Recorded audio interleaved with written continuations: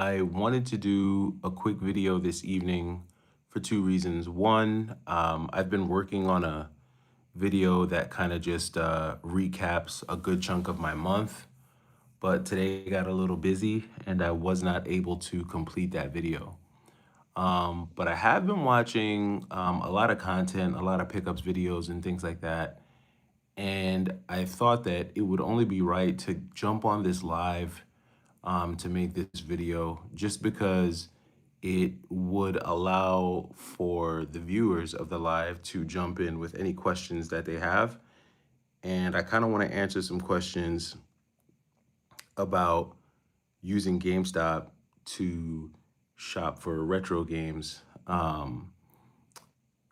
specifically their online store. So I kind of want to talk about that. And I also want to share some secrets that I think aren't so secret, but I think that a lot of people who would like to turn to GameStop's online store for buying retro, I think there's just some things that they probably just don't really kind of realize. So I'll say this, a lot of people have different views on GameStop's online website.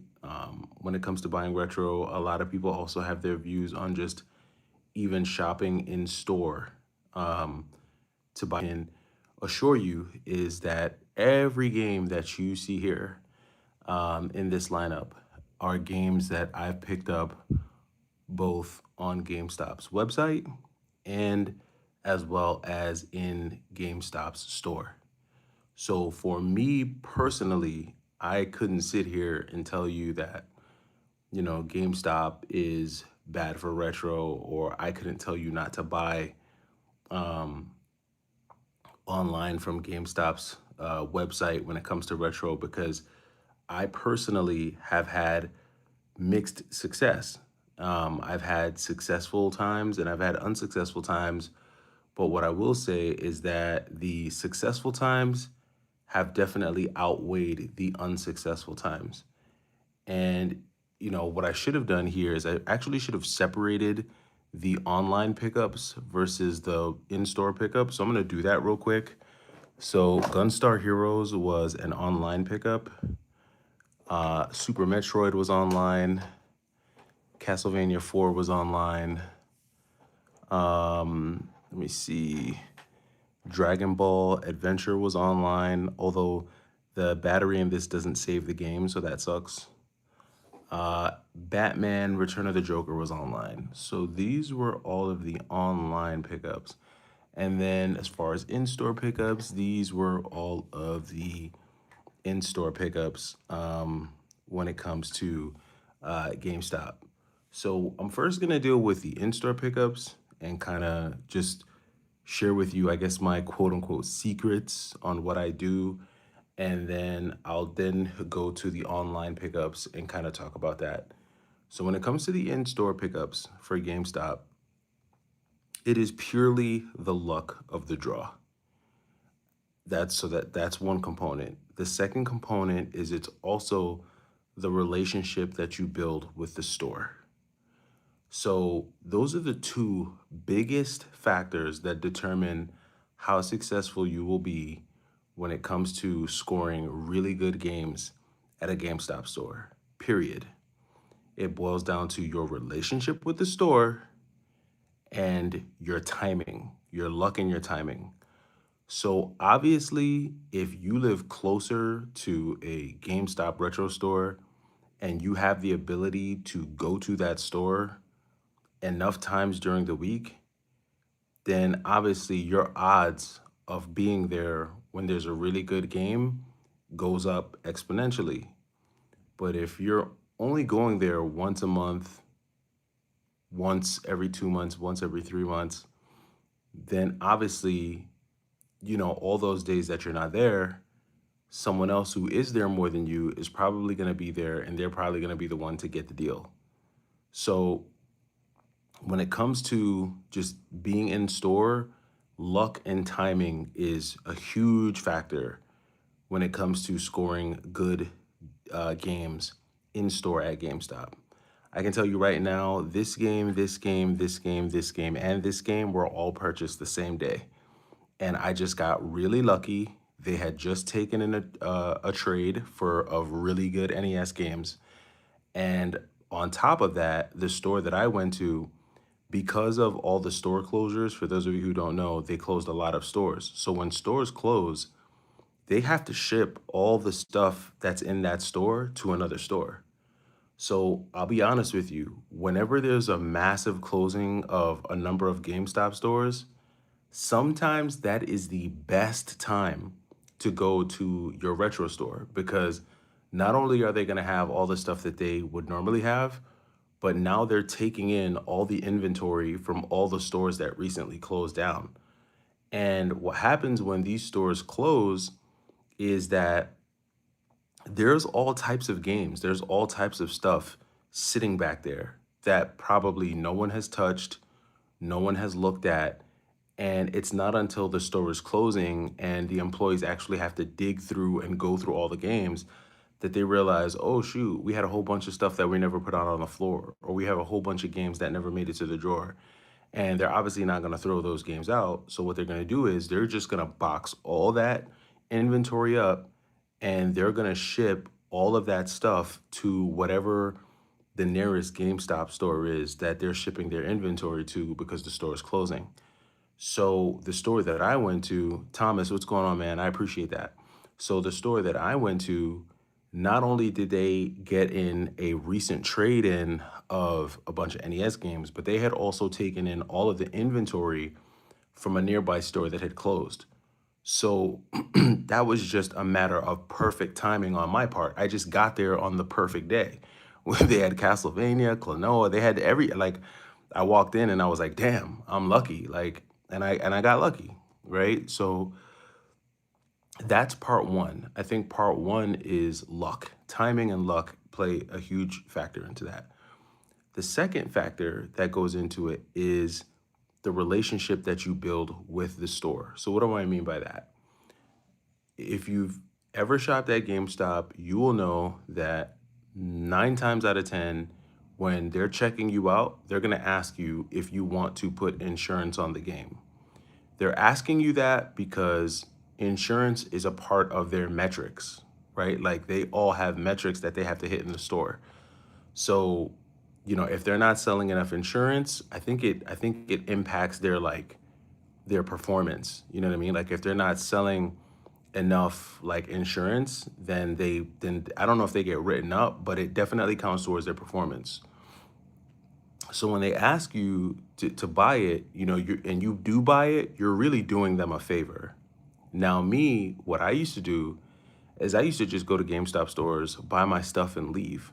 But what I started noticing was that when I would put insurance, not on the most expensive game, like let's say I bought like a couple $100 games, but then I bought a game that was like $10, I would buy insurance for the $10 game because it's usually cheaper. Like the more expensive the game, the more expensive the insurance is going to be. So I'd like buy insurance on the cheap game because I know it gives them credit. Like they get credit for that. And when you do small things like that, the employees at the store, they appreciate you because they know that when you buy stuff, you're gonna help them out by getting insurance. Now, I'm not sitting here telling you to buy GameStop insurance. It's not what I'm saying. But what I'm saying is if you do that one time and you start to build relationships with the employees, you start to talk to them, you let them know like, hey, like I'm usually looking for this type of stuff. I'm usually looking for like the cart-based stuff. I'm usually looking for original Game Boy or NES or Super Nintendo. Or if you guys have anything complete in box, try to, if you can keep those for me. Eventually, when you start to, if you go to certain GameStops enough, you're gonna build those relationships. And if you're cool, then people will be cool with you. If you treat the employees with respect, if you don't treat them like they're there for you, like they're lower or less than because they work at GameStop. If you treat them like with respect, like human beings, 9 times out of 10, the employees there are going to be cool. And if you go there enough, they're going to know like, okay, this is the dude that like buys the retro stuff.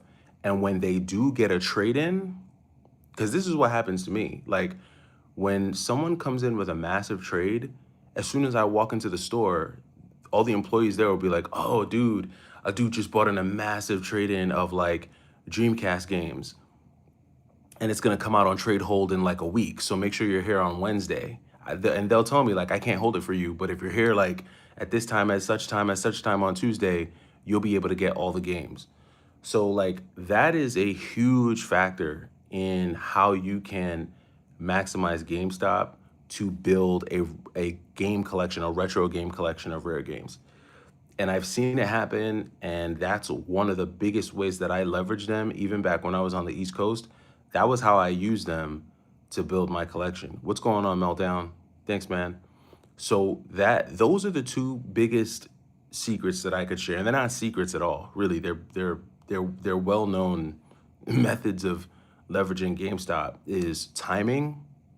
You know, if you're like, well, Y2K, how am I supposed to know when they're gonna get a bunch of games? Well, you're not gonna know, right? But if there's a GameStop that's in your area, that's in the vicinity of a bunch of things that you do, it takes 30 seconds to run into the store, see if they've got anything new, and run right out. That's all it takes.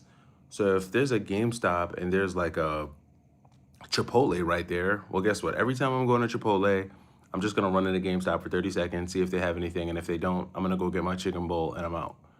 So that's kind of how you increase the amount of chances you have at snagging, you know, something decent from GameStop. Those would be the two things that I would recommend you do. Increase your chances by being there as often as you can, and then building relationships with the people in the stores. So for anyone who's saying in 2026, you know what, GameStop sucks, don't try to get retro games from GameStop, they're just not doing it right.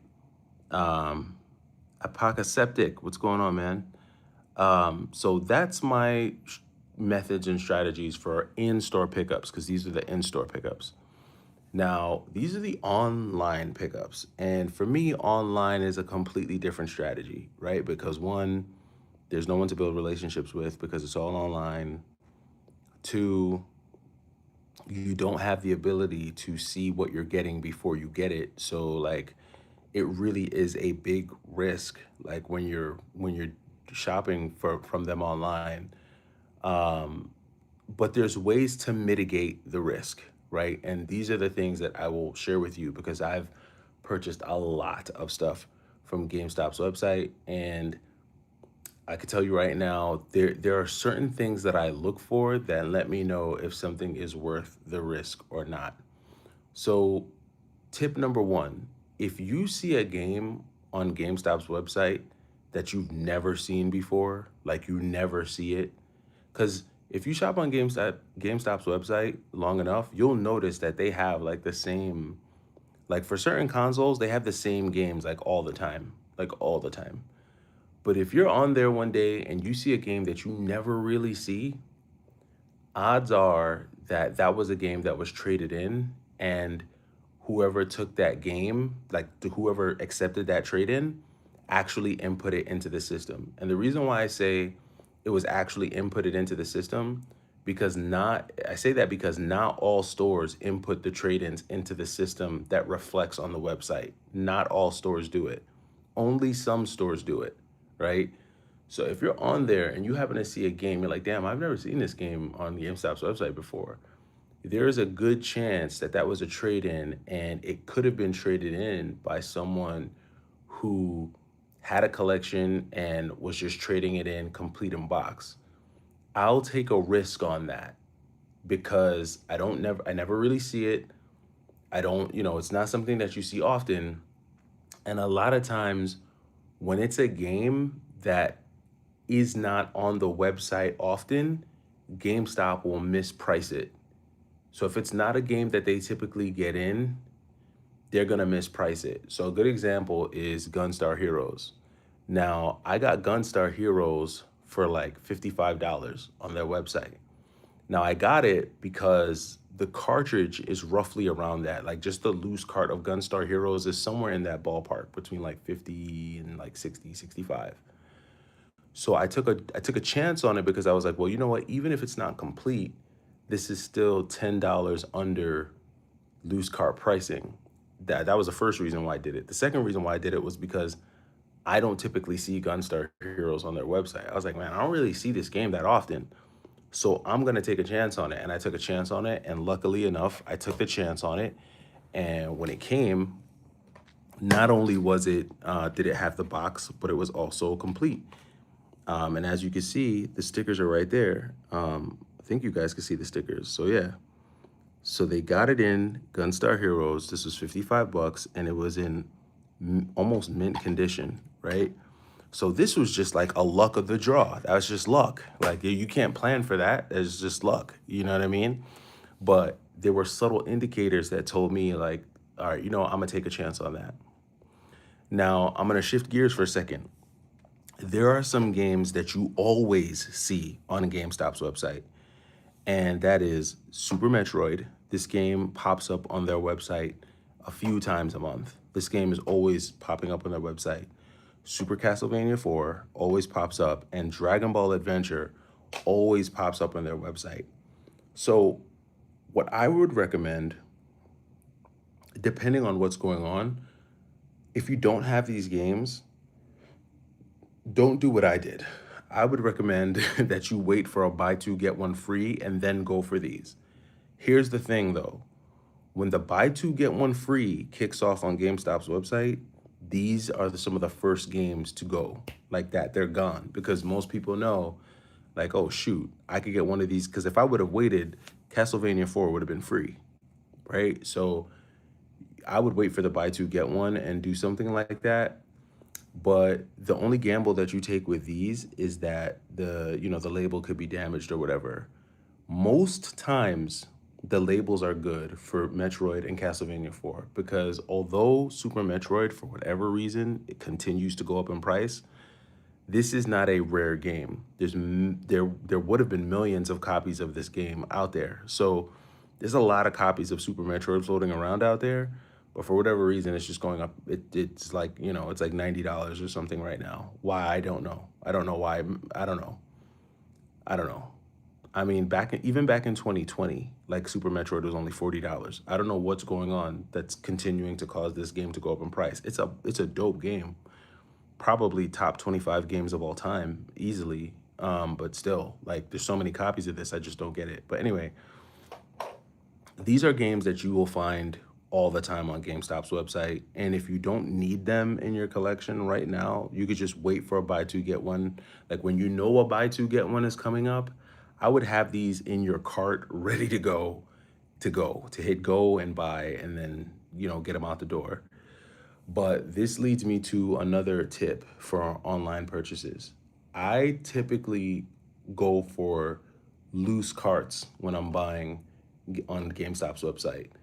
Loose carts are the best way to go because I don't need to collect Super Nintendo games complete in box, nor do I need to buy Game Boy Advance games complete in box. Anything that comes in a cardboard box, I don't need the box.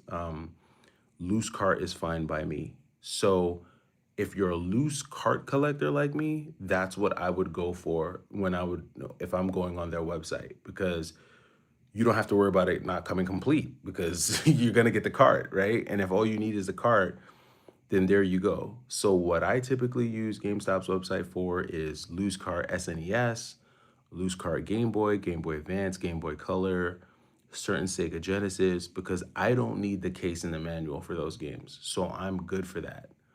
Now, there are times, just like where you got lucky with Gunstar Heroes, there are times where you will get lucky, like how I got lucky with Batman Return of the Joker. Now, this is a two-edged sword because this could bless you, but it could also bite you at the same time. Now, I ordered Batman Return of the Joker for the original Game Boy, which is a $17 purchase. They sent me this game, which is like a $75 to $80 game. Luck again. It's the same luck that I got when I walked into GameStop and found a clean copy of Gun Knack for the NES, right? Like you can't make this up. Can't plan that, and you can't plan for Batman Return of the Joker. So that's a luck thing. But here's what I would not use GameStop's website for right now. The only time I would do this is if they're having a buy two get one. I do not typically buy a lot of disc-based games on GameStop's website unless unless it is a very common disc-based game. So what do I mean? I'm willing to take the chance and buy Mario Kart Double Dash on GameStop's website. I'm willing to take the chance and buy Super Smash, any GameCube game that's just always on their website, because it's a 50-50 shot with those, right? Same thing with certain PlayStation 2 games, it's a 50-50 shot. Now, there are times where I'll take a chance and buy a game that's super expensive, like a Silent Hill 3, and the only reason why I'll do that is because I know there's a high probability that you could get a complete in box copy of Silent Hill 3, or there's certain games, there's certain PlayStation 2 games. This is another tip. I'm giving away all the secrets right now.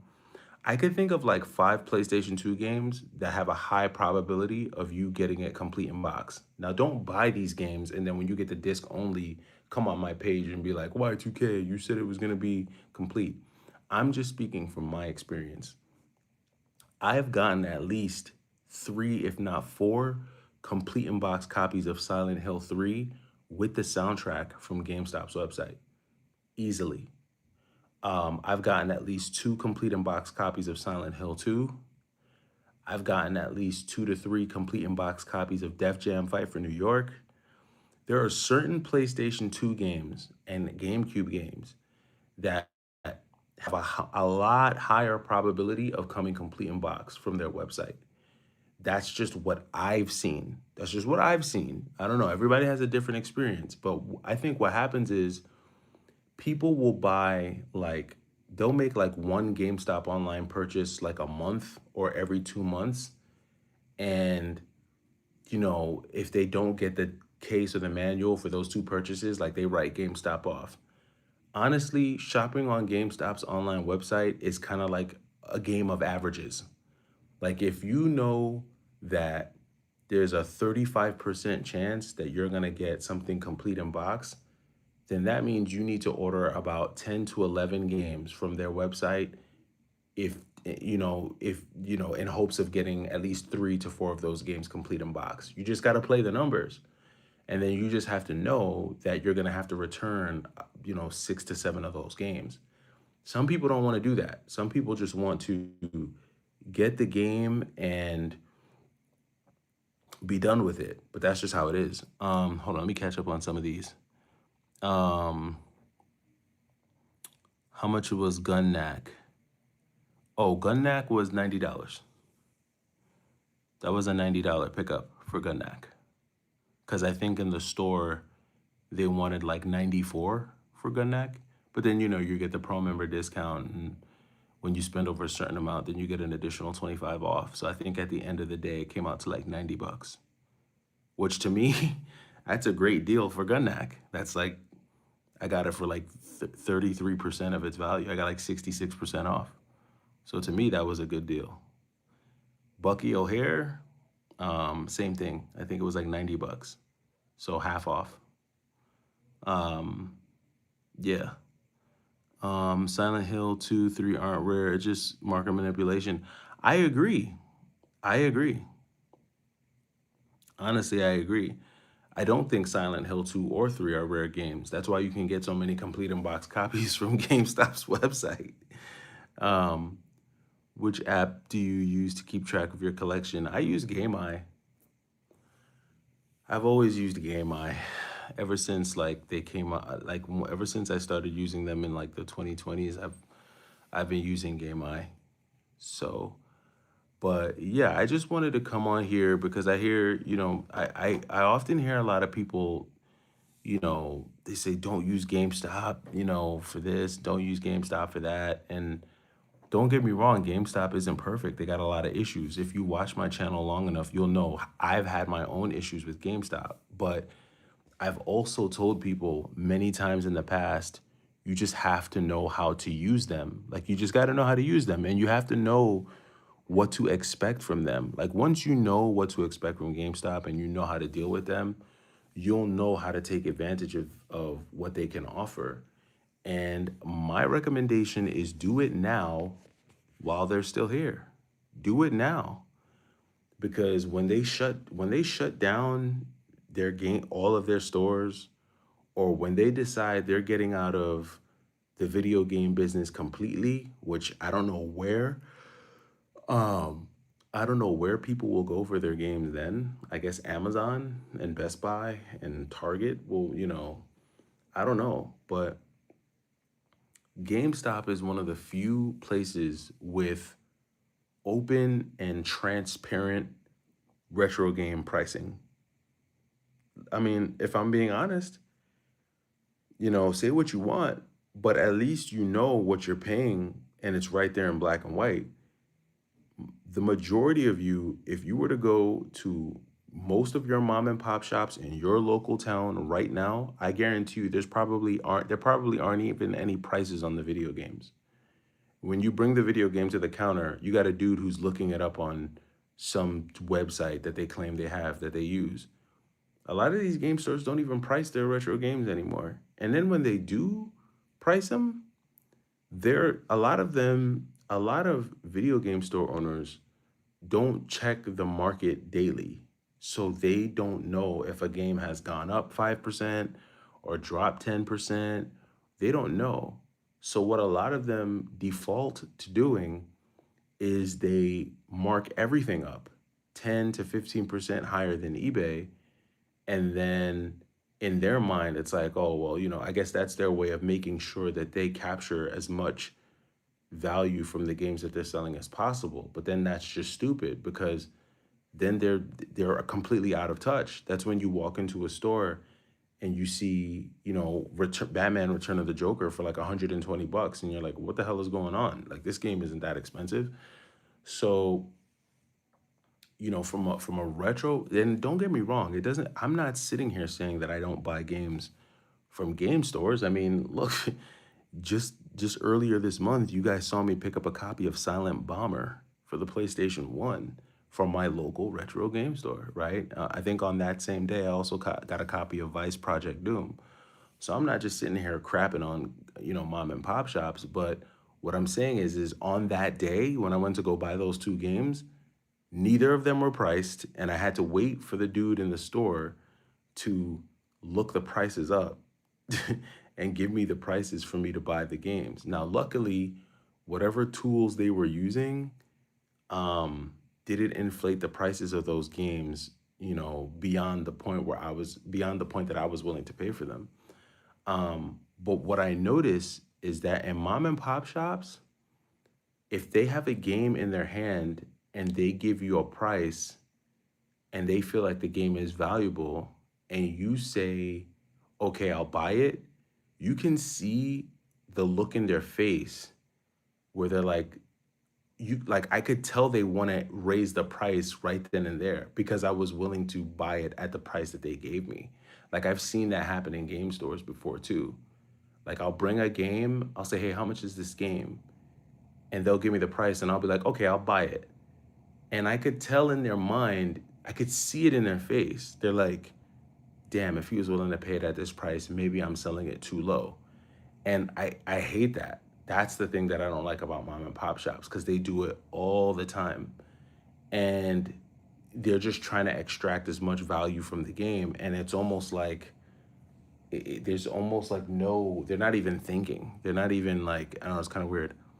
The target market for expensive games will get smaller as time goes on. I visit GameStop and they usually stock up popular titles, and most often those games have multiple copies. This is true. This is true. Like, listen, if you want to get a bunch of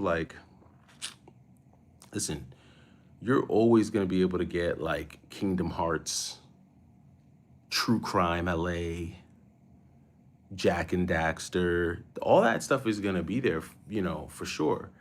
But what I do know is that some things are getting a lot harder to find. Even if the market for expensive games is getting smaller, I'm not seeing the market get flooded with these. Like, I don't see copies of Castlevania Legends every day. I just don't. I don't see it. I wish I did see stuff like this all the time because I'd buy it, but I don't. You know, I couldn't tell you if I've ever seen a legitimate copy of Bucky O'Hare, and not only legitimate, but as clean. I haven't seen one this clean. So, you know, that's the thing. I'm not seeing a lot of right now. But I hope I do, because then that would be great for the collector market. Did you get your Sega CDX for a decent price? I didn't. I paid market value for my Sega CDX. It was complete in box, um, and it had everything in it. And the console itself had zero blemishes on it, not a speck of dust on it. Um, so, but for something like a Sega CDX, I'm willing to pay for it just because that is a piece of retro gaming that is getting only harder and harder to find because there weren't a lot of those consoles to begin with. The ones that are out there are breaking down. Um, and then the ones that still work are really beat up. So finding one complete in box that's in mint condition, it's just hard to find, period. Um, there's somebody I think on eBay who has like 2 to 3 sealed, um, like brand new, and I think he wants like six to 8,000 for them.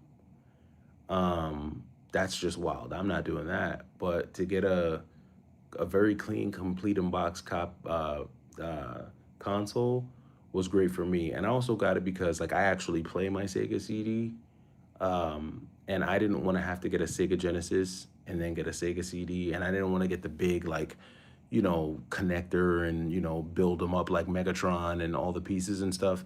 Sega CDX is compact, it's perfect, and it works well. So that's why I grabbed it.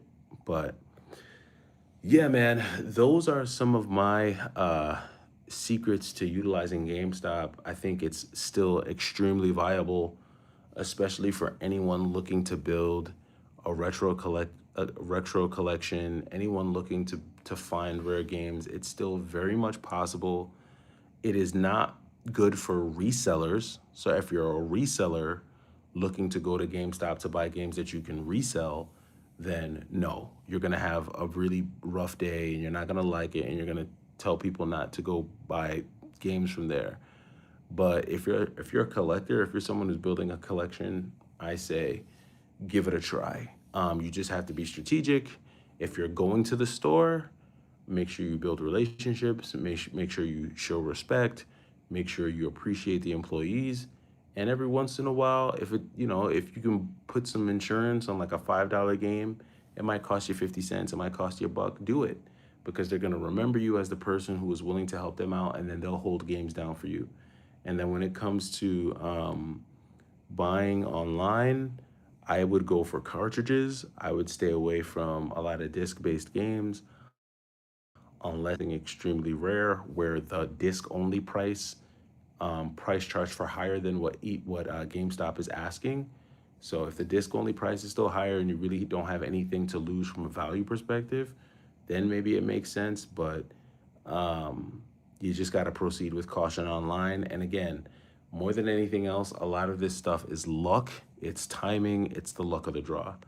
So let me know what you guys think. Resellers target Pokemon or One Piece cards. Yeah, they're resellers are all. I'm so glad that resellers are done with video games. I can't. I'm so glad they're done with it. Look at my kid's toy right here. Look at this. So these are they have these little toys for like babies to kind of help them recognize, like do simple recognition. For all the dads out there, you've probably seen one of these. But anyway, yeah, I'm so glad resellers are done with the I'm so glad that they're done with video games and that they've moved on to Pokemon cards. You know, good. Let them do the Pokemon thing.